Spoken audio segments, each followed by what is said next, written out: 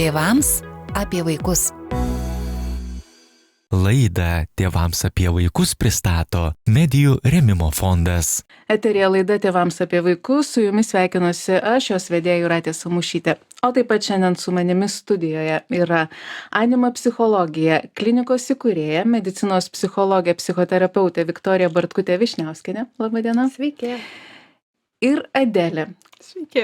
Labas, Adelė. Adelė yra 17 ir ji pasiryžo kalbėti, man atrodo, tikrai tokia sudėtinga gan tema, lytinio tapatumo tema. Vis tik norėčiau pradėti nuo Viktorijos. Gal pirmiausia, jūs galėtumėt paaiškinti, kas telpa į tą savoką lytinę tapatybę? Čia turbūt ateina tas momentas ir dažniausiai jisai ateina paauglystėje, kada mes pradedam galvoti, o tai kokios lyties tie atstovai mums labiau patinka, kokie mus labiau traukia, kur aš save labiau priskirčiau. Ir šiai dienai, kada iš tiesų mes turim labai daug tos informacijos, turim daug erdvės ir patys pagalvoti, ko seniau mes neturėjom ir tiesiog turėjom labai stereotipus griežtus ir aiškius, tai turbūt to pamąstymų buvo mažiau, gal net iki galo ir neteisinga būtų sakyti mažiau, bet turbūt mažiau drąsu buvo, o dabar mes turim galimybę drąsiai galvoti, tai vis dėlto į kurią pusę aš labiau save priskirčiau. Bet kai mes kalbam apie lytinę tapatybę, mes kalbam ir apie seksualinę orientaciją, ar čia yra visiškai skirtingi dalykai? Nėra skirtingi dalykai, tikrai nėra skirtingi dalykai, tai turbūt net yra ir labiau apie tą seksualinę orientaciją, aš galbūt ir sakyčiau, žinoma, šiai dienai yra iš vis labai plačiai mes galim kalbėti ir kartais ar mes priskiriam save kaip žmogui ar kaip nežmogui, ar na, mes jau einam ir į tokį mąstymą, bet turbūt dažnesnis pasitaikymas yra apie seksualinę orientaciją. Adelė, kaip tau sekasi ieškoti savo tapatybės šioje srityje? Ar tu jau save apibrėži kažkaip, ar dar ne? Ir kai šnekam apie lytinę tapatybę, tai aš kažkaip esu, gana pasitikiu savimi, kad aš esu moteris, man, sakykime, nelabai kyla tų klausimų, ar aš galbūt būsiu vyras ar panašiai. Tai tiesiog yra, kas aš esu, mano identiteto dalis. Bet seksualinė orientacija, tai, sakykime, yra turbūt kažkas, su kuo daugiau aš turiu tų klausimų ir tų tokių problemų. Man, tikrai, nežinau, yra tų klausimų, kyla tų galbūt neaiškumų, ar man patinka moteris, ar man patinka vyrai, bet aš kažkaip stengiuosi tiesiog plaukti pasroviui ir žinau, kad mano aplinkoje žmonės mane priimtų bet kokią aš esu, tai kažkaip ir nesistengiu labai tos etiketės savo užsidėti. O kalbant apie tai, kad tau kyla klausimų, ar tu randi kur ieškoti tų atsakymų? Tu minėjai, kad tu plauki pasroviui, bet ar tu norėtum, kad kažkokios informacijos būtų daugiau, kur tu galėtum kažkaip jos ieškoti, sužinoti kažką? Aš manau, kad yra gan daug tos informacijos, yra tikrai labai daug knygų apie tą visą lytiškumą ir šiaip apie seksualumą žmogaus. Yra daug, man atrodo, resursų internete. Yra daug žmonių internete ir šiaip realiame gyvenime, su kuriais tu gali pasišnekėti, tie patys psichologai. Tai nežinau, tai man tų resursų iš tikrųjų netrūksta. Viktorija, grįžtant labai konkrečiai prie lytinės tapatybės, ar jūs galėtumėt paaiškinti, man ruošiantis temai pačiai toks klausimas, ar ta lytinė tapatybė yra įgimta, ar jinai duodama, ar jinai įgyjama, ar išsiugdoma, ar ją suformuoja kažkas iš šono? Kaip viskas vyksta? Jeigu taip visiškai biologiškai mes kalbėtume, tai niekada nėra gimstama be kažkokios lyties. Ir tai yra jau mūsų toksai daugiau mąstymo turbūt reikalas, link ko mes dabar ir einam, yra jau Lietuvoje to dar nėra ir neįteisinta, bet jau yra kai kuriuose šalise, kad galima nenurodyti lyties ir palikti tą pasirinkimą, bet biologiškai ir mediciniškai kalbant, tai mes lytį atsinešame ir arba gimstame moteriškos lyties atstovais, arba gimstame vyriškos lyties atstovais. Iš tiesų, seniau ir man dar pačiai teko matyti visas seksualinės orientacijos, kaip vadovėliuose senuose būdavo pateikta, tai psichiatrijoje tai buvo priskiriama iš tiesų sutrikimams.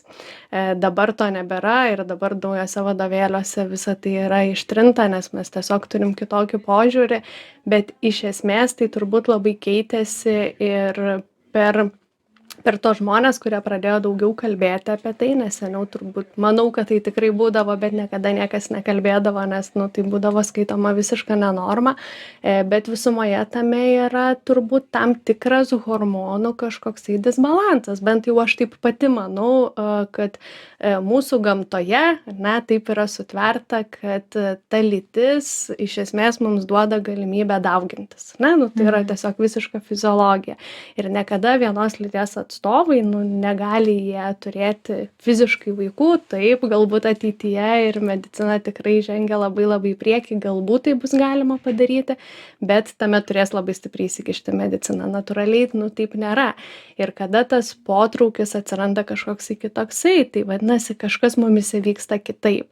Seniau tą mes sakydavom, kad tai yra sutrikimas, dabar to nesakom, tiesiog labai labai gilinamės ir labai bandom suprasti, o kodėl yra kitaip. Ir kada pati konsultuoju žmonės su kitokia seksualinė orientacija, tai jie iš esmės irgi lygiai tą patį kalba, kad kažkas kitaip pas mane vyksta. Ir tos pirmosios užuomazgos būna, kad kažkoks aš tarsi kitoksai. Kodėl čia vieniem patinka vieni, kitiem kiti. Ir tarsi mes turim tą normą, kad tai jeigu ten mergaitė turėtų patikti berniukas, jeigu berniukas turėtų patikti mergaitė, o man kažkaip kitaip. Ir iš tiesų daug tų subtilybių yra šiek tiek kitokių. Ką aš pati labai matau, yra daug didesnis toksai jautrumas, pajautimas visos aplinkos, tai yra turbūt labai labai toksai būdingas dalykas. Tai fiziškai yra vienaip, ką mes matom ir ką mes galim konstatuoti tiesiog gimus kūdikiui, o emocinė ta pusė gali būti visiškai kitokia. Ir dabar mes turbūt daug labiau orientuojamės į tai, kad iš emocijos, iš pajautimo, iš savęs suvokimo mes turime galimybę rinktis tai, kokiai tai lyčiai mes save priskiriam. Bet tai taip, man atrodo, dar yra visai paprasta priskirti save kažkokiai tai lyčiai, bet dabar yra vis garsiau kalbama ir apie tai, kad yra žmonių, kurie iš vis nepriskiria savęs jokiai lyčiai. Vat štai, pavyzdžiui, Euroviziją laimėjo žmogus, kuris nepriskiria.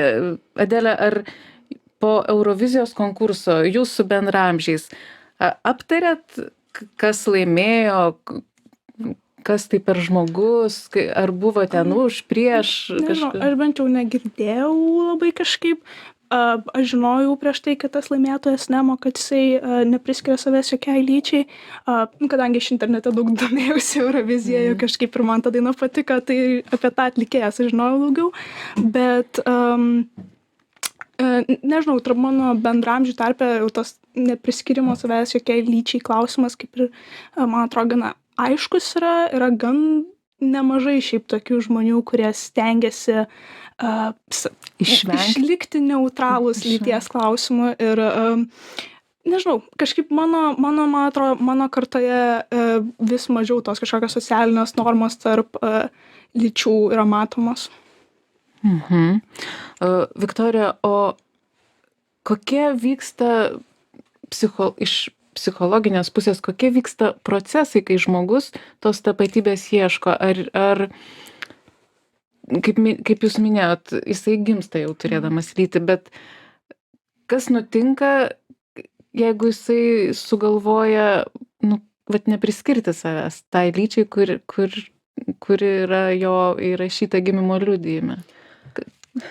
Labai didelė sumaištis įvyksta, aš taip galiu pasakyti, nes vienas aspektas yra, kada taip mūsų visuomenės požiūris tikrai labai lengvėja ir laisvėja ir tai, ką Adelė sako, tai sumaišties mažiau yra, negu mes turėjome jo seniau, nes senesniais tais laikais tai iš vis atrodytų, kad čia su manim absoliučiai kažkokia nesąmonė vyksta šiame gyvenime, kad aš taip jaučiuosi, bet visumoj, ką aš ir kabinete girdžiu, žmogui sunku. Nes mes kaip žmonės vis tiek kažkur norim turėti tą tokią saugią savo vietą, ar ne, kas aš esu, tarsi ką aš mėgstu, čia visiškai nebūtinai kalbant apie tą lytinę tapatybę, bet kada aš iki galo nesuprantu, o kas vis tik tai aš esu ir kuo aš čia gal noriu būti, mes save, nežinau ar teisinga sakyti, pasmerkiam tokiam nuolatiniam ieškojimui. Ir šitoje vietoje tie žmonės visada gyvena su tam tikrais klausimais. Ir mano nuomonė, nesakau, kad tai yra teisinga, bet manau, kada žmonės atranda vis tik tai, kuo aš esu, kokią aš save noriu matyti ir ateityje, jie tarsi nurimsta. Tai yra pirmas momentas, kada aš jau pats sau galiu atsakyti į klausimą, tada man yra daug lengviau ir su aplinka būti, ir su jais dalintis, nes ir mane gali priimti, o jeigu aš pats iki galo nežinau, aš vis tiek tose klausimuose esu. Jis nurimsta, netgi jeigu tas atsakymas yra, kad aš esu nebinarinė asmenybė. Svarbu tiesiog atrasti. Tiesiog svarbu labai sau tą atsakyti, visiškai. O man dar kyla klausimas, kadangi aš irgi iš senos kartos, iš seniausios čia esančių. Tai, ką Adelė sako, kad jos kartos tarpe jau vis dažniau žmonės jauni stengiasi nepriskirti vieną ir kičiai, ar bent jau neakcentuoti, kad aš esu vienos ar kitos lyties, bet dėl ko tai vyksta, ar tai nėra kažkokia mada, ta prasme, ar nėra to tokio realaus poreikio?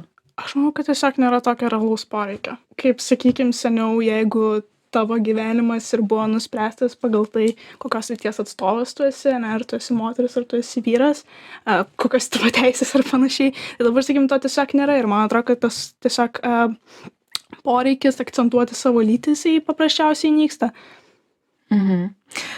Dar Adelei klausimas, aš neslėpsiu, tu pasirinkai kalbėti šitą temą, tau jinai buvo artima, gal tu galėtum pasidalinti, kodėl tau svarbu apie tai kalbėti, ar kažkas nutiko, kodėl tau ta tema yra aktuali, nes aš kaip suprantu, tu nesi ieškojimusis pati asmeniškai. Ne, nesu. Man atrodo, tiesiog yra tema, kuri yra aktuali jaunimui, nes vis dėlto tas ieškojimas yra aktualus jaunam žmogui. Ir nežinau, man tai šiaip ta lytiškumo tema yra artimas dalykas. Aš esu už žmogaus teisės labai aktyviai kovojantis žmogus. Tai tiesiog tai buvo man aktuali tema. Ir tiek lytiškumas, tiek seksualumas. Ar tu savo bendramžių tarpe esi mačiusi kažkokių diskriminacijos atvejų dėl lytinės tapatybės? Šiaip ne, man atrodo, jeigu ir būna tos kažkokios žeminančios retorikos ar diskriminuojančios retorikos, tai šiaip kažkokių fizinių veiksmų, kad fiziškai žmogus dėl savo seksualinės orientacijos būtų diskriminuojamas, aš nesu mačiusi. Žinau, kad taip, galbūt ne visi ten yra tokie priimantis ir ne visiems čia patinka tie gėjai ir panašiai, bet šiaip dažnam žmogui tai paprasčiausiai tiesiog nerūpi. Tiesiog, man atrodo, jo. Mhm. Viktorija, grįžtant prie to, ką mes kalbėjom, ar ta lytinė tapatybė įgyjama, ar jinai duota, aš gal dar perfrazuočiau, ar ją galima nusižiūrėti, nukopijuoti, tarkim, kiek daro aplinka tam įtakos? Daro. Visai nesenai mano vyras grįžo iš darbo ir sako, kalbėjau su kolega, kuris turi pradinuką vaiką ir sako, įsivaizduoju, grįžo mano vaikas ir sako, aš sako, gal vis tik nenoriu būti berniukas, o noriu būti šuniukas. Na, ir sako, buvo toksai šokas, kas čia kaip dabar yra.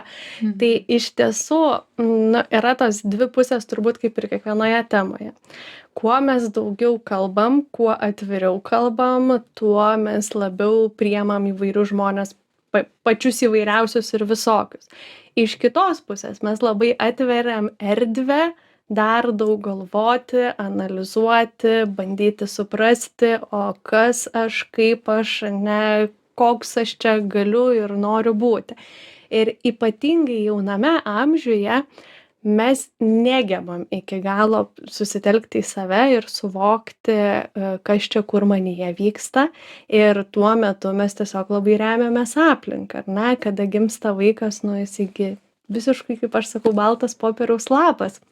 Jisai visiškai iš aplinkos viską gauna, mokosi, susirenka informaciją, susižino, kas čia yra teisinga, neteisinga, kas galima, kas negalima. Tai ta aplinka tikrai turi labai labai daug tos įtakos.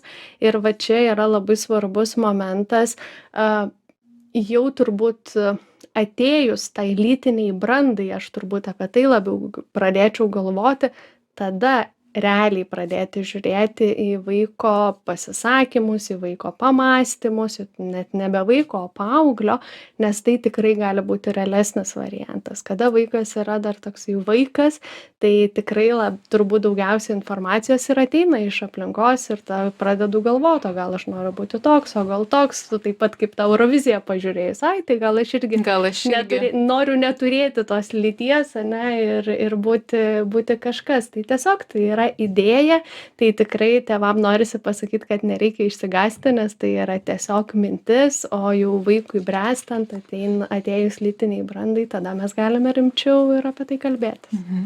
Ar tie procesai lytinės tapatybės ieškojimo, suvokimo, jie vyksta tik paauglystėje, ar jie gali gyvenimui bėgant, metams bėgant pasikeisti? Turbūt kiekvienas žmogus jau galėtų pasakyti paauglystėje, kad jam kažkokių minčių kilo.